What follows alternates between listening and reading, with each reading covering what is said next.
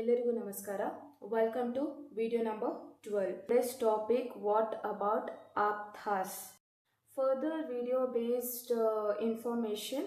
Today's video is very important because there are a lot of people questioning Ayurveda, like how you are supposed to blindly follow those texts, how you are supposed to follow the acharyas, what are the basis of those, and why you are not questioning them. All such questions will be raised all over the world, and as Ayurveda student we believe them because we have read them, we have seen the wonders which are working in Ayurveda. And you guys also should know, based on, there is a shloka that says Rajastamobhyam nirmuktas tapo gnana bhalena ye Esham trikalamalam gnanam vyahatam sada aptaha sishta vibuddhaste tesham vakya asamshayam satyam vakshayanti te kasmat satyam nirajastamaha. This is the shloka which aptly describes about our aptas. This ರಜಸ್ತಮೋಭ್ಯಾಂ ನಿರ್ಮುಕ್ತಾಂ ಅಂದರೆ ರಜಸ್ ಮತ್ತು ತಮೋ ಗುಣಗಳಿಂದ ನಿರ್ಮುಕ್ತರಾಗಿ ತಪಸ್ಸಿನಿಂದ ಜ್ಞಾನವನ್ನು ಪಡಿತಾರೆ.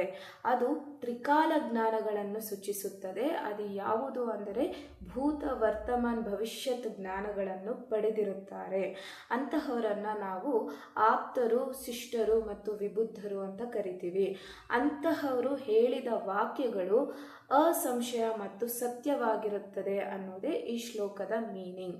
ಹೀಗಿರಬೇಕಾದ್ರೆ ನಮ್ಮ ಆಪ್ತಾಸು ಮತ್ತು ಆಚಾರ್ಯರು ಅಂತಹ ಜ್ಞಾನಗಳನ್ನು ಪಡೆದು ಅವರು ಸ್ವತಃ ನೋಡಿರುವಂತಹ ಜ್ಞಾನವನ್ನು ಪುಸ್ತಕಗಳ ಮುಖಾಂತರ ನಮ್ಮೆಲ್ಲರಿಗೂ ತಿಳಿಸಿಕೊಟ್ಟಿದ್ದಾರೆ. ನಾವು ಅದನ್ನು ಪಾಲಿಸುತ್ತಿದ್ದೇವೆ. ಅಂತಹದ್ರಲ್ಲಿ ನಾವು ನಮ್ಮ ಪ್ರತ್ಯಕ್ಷ ಅಂದರೆ ನಾವು ನೋಡಿ ಮತ್ತು ಅನುಭವಿಸಿರುವಂತಹ ಸನ್ನಿವೇಶಗಳು ಇವೆ. ಅದಕ್ಕಾಗಿ ನಾವು ಆಚಾರ್ಯಸ್ನ ಬಿಲೀವ್ ಮಾಡ್ತೀವಿ.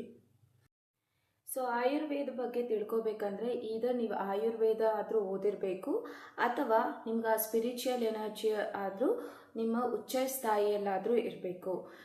ಹಾಗಾಗಿ ಇವತ್ತಿನ ವಿಡಿಯೋ ನಮ್ಮ ಆಚಾರ್ಯಸ್ ಅಥವಾ ಆಪ್ತರ ಬಗ್ಗೆ ಹೇಳ್ತಾ ಈ ವಿಡಿಯೋನ ಮುಗಿಸ್ತಿದ್ದೀನಿ. Thank you and follow for more updates.